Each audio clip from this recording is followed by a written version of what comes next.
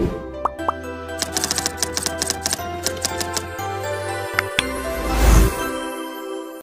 good morning, ma'am. So, we are the group 2.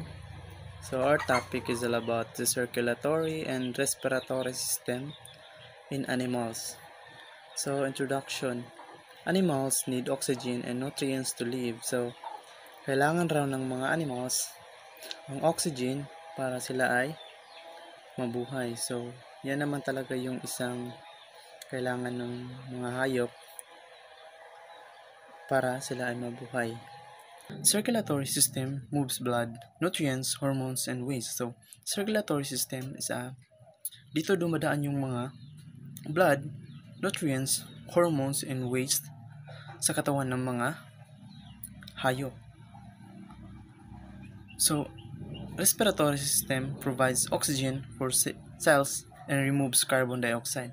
So, respiratory system is nagpo-provide siya ng oxygen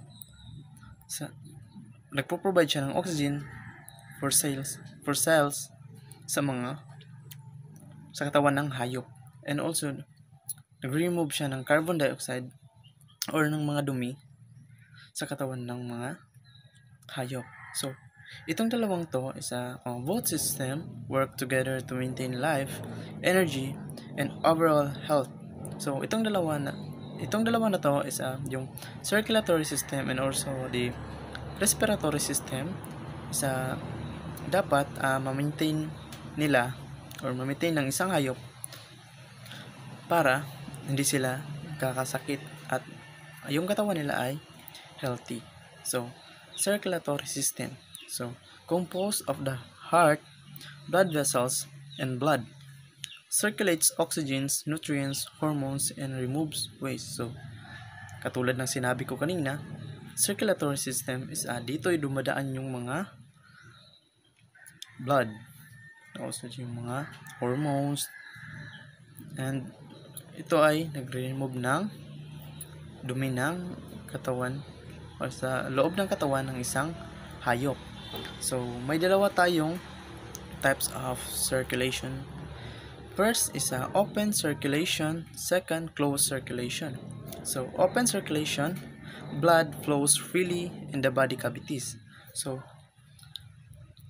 ang open circulation is yung dugo sa loob ng ugat ng isang hayop ay hindi lang siya nag-stay, ngunit may konting dugo na dumadaloy patungo sa organ ng isang hayop. Tapos, yung closed circulation naman, blood flows and vessels only. So, closed circulation is nag-stay lang siya sa loob ng vessels.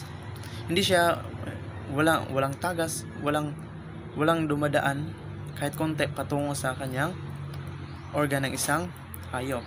So, yan yung types of circulation, open circulation, and also the closed circulation. Ang topic ko po ngayon is about heart function. So, heart function. So, heart is muscular pump that keeps blood moving. So, ang heart daw ay siya yung nagpapump ng mga blood natin para dumaloy sa ating katawan. Mammals have 4 chambers, 2 atria and 2 ventricles. So, ang mammals daw may 4 daw siya na chambers. So, may dalawang atria at may dalawang ventricles. Separates oxygen-rich blood from oxygen-poor blood.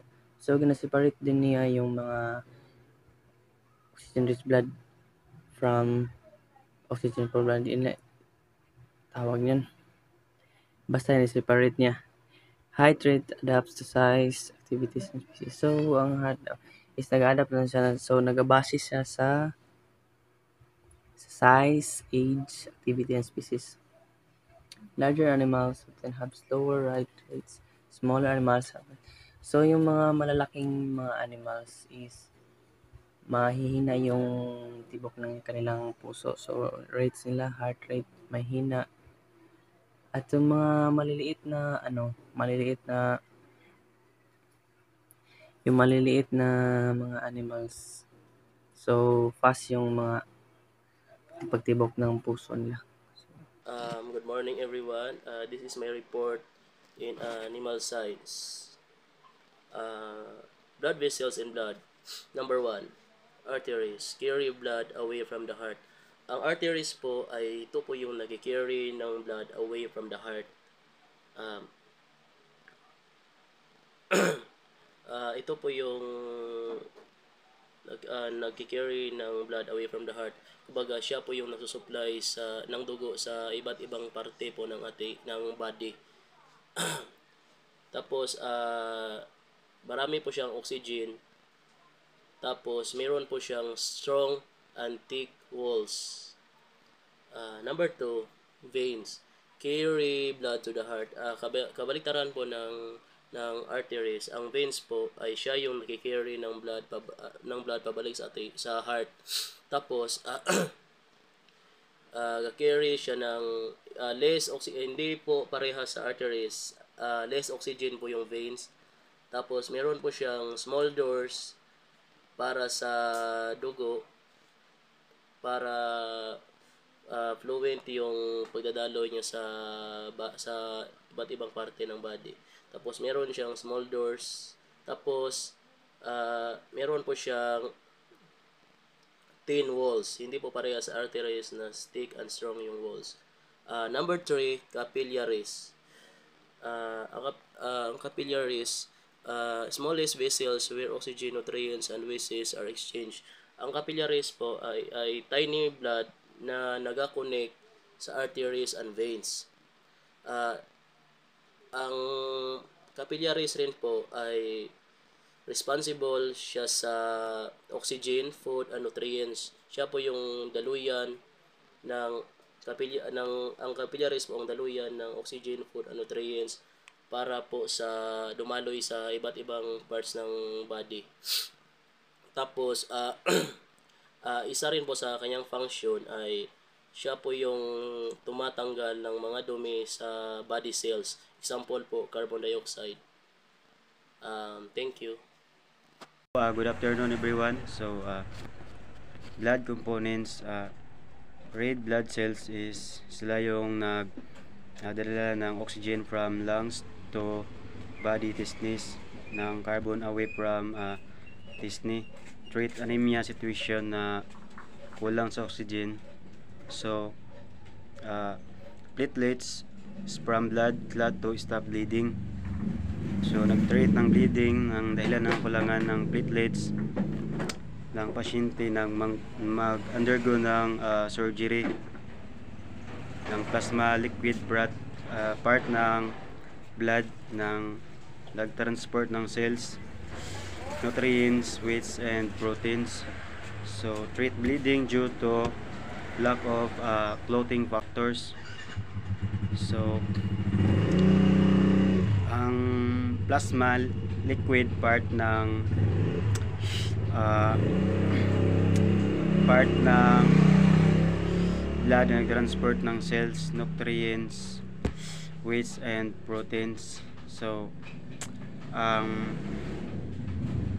white blood cells is sila yung gumagamot ng malubhang infection ng mga pasyente na walang nutrients. First respondents when there is infection sa kanilang dugo ng hindi maggamot ng kayang gamutin ng ibang gamot, fight infection and disease.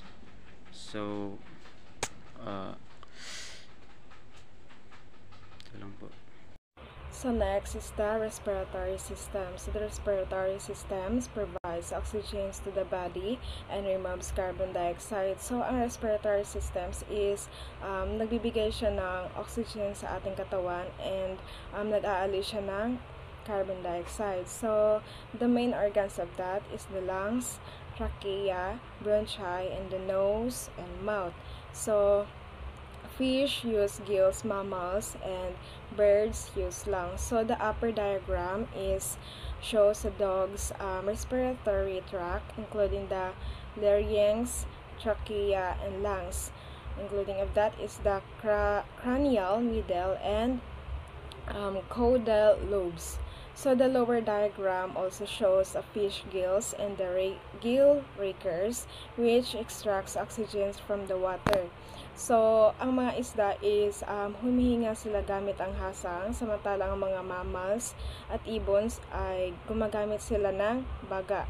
So, ang respiratory systems is importante siya para sa energy or enerhiya at kaligtasan ng buhay. Good day everyone, my name is Marlon Arnabut. This time I will continue this topic. It's all about the circulatory and respiratory system. This part, my assigned topic is the circulatory and respiratory connection. So, the circulatory and respiratory connection, the blood carries the oxygen from the lungs to the all body cells. So the circulatory, it is to provide oxygen. So while the respiratory, it is siya yung nagdadala ng oxygen all the parts of the body. Then the carbon dioxide from the cell is transported back to the lungs to be inhaled para ang mga toxin ay maipalabas. That is the ito po yung respiratory system. So rather the circulatory system, I mean. So in short, the coordination of the two system, it is a coordination to ensure the energy production to prevent toxin build up para to ensure that from the oxygen ay pupunta sa ating the all parts of the body, then pagkatapos ay pumapasok na ang oxygen, while the carbon dioxide o ating mga dumi or dumi ng hayop ay lumalabas to transported to the lungs para mailabas. So that is the coordination of the circulatory and respiratory para ang katawan ng isang hayop ay to maintain to proper body temperature and to homeostasis. So para para maintain the proper and body temperature ang isang hayop or isang tao. So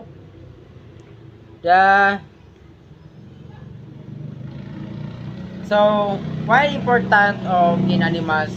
Bakit importante ang circulatory system and respiratory system sa animals? Just because to help to animals breathe and move and grow, maintain to energy, body to balance, and also to protect against the disease and fatigue.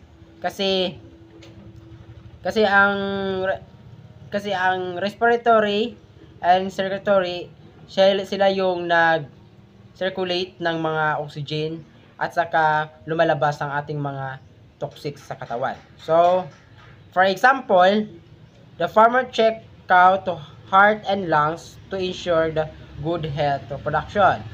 Para ma-ensure sa isang farmers na ang kaniyang mga hayop ay good quality para or good health or maganda or malusog. So kailangan nilang i-check because kailangan nilang i-check. So of course kailangan i-check nila ang kanilang heart or lungs. Kasi the conclusion in this topic, it is circulatory and respiratory system are essential for animals' life. They provide the oxygen, remove waste, and transport the nutrients efficiency. And cooperation that maintain the energy, growth, and overall health. So, the conclusion is the both system are essential for animals. They work together to supply the oxygen, remove waste, and support the survival. So, kailangan natin, that is the importance of important of all body of animals because sila yung ang respiratory and circulatory system, sila yung way para dumadaan ang mga oxygen sa katawan, at saka sila yung way na ang mga toxin or carbon dioxide sa katawan ng isang hayop ay sila yung way na para lumalabas. So that is the important of the two system, both system in the animals. Kasi they are provide the oxygen, sila yung na-provide ng oxygen, then remove the waste and transport the nutrients efficiency. Sila yung nagdadala ng mga nutrients sa buong katawan ng hayop, or hindi lang sa hayop, or sa ating na mga tao. So sila yung nagdadala ng mga nutrients at sila yung na-transport from the all parts of the body sa mga toxin. Sila yung nagpalabas ng mga toxins natin. So there is important of the respiratory and circulatory system on this body of animals. So next, for example sa ating mga animals, that is a fish, frog, and dogs, they are differently. So iba't iba yung mga uri ng mga hayop, but is nakadepende yan kung ano ang kanilang mga system. So natakil na kanina ang anong mga system ng mga like sa fish, frog, and dog are different. So but nakadepende yan sa mga ang mga these two system are to live. Nakadepende sa kanilang ang kanilang mga uri na pamumuhay. So but yan lang po, the respiratory and circulatory system, that is the important of the parts of the body of animals, because sila yung kanina that provide oxygen and remove waste of transport and nutrition efficiency. So thank you so much for listening this report, and I hope you understand, and thank you for today, and God bless you all.